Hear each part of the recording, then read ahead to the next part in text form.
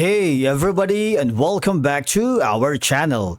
In today's video, we are going to show you how to save progress on Wix. Let's begin.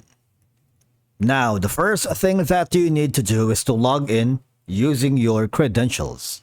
If this is your first time on Wix, I want you to click the sign up option.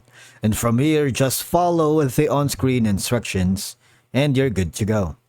Saving your progress while working on your Wix site is a straightforward process that is essential to ensure you don't lose any changes you have made.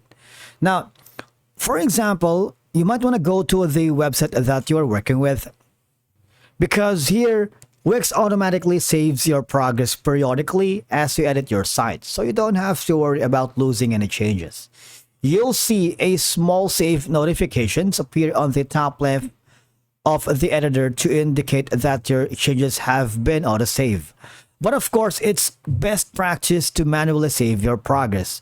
Although your Wix has auto-save, it's still a good idea to manually save your work from time to time, especially after making significant changes. It's really easy. All you have to do is hover to the upper right corner where you can have the save. And as you can see, autosave is on. You can turn autosave off and on. Use the shortcut Control plus Alt plus A if you're using a Windows.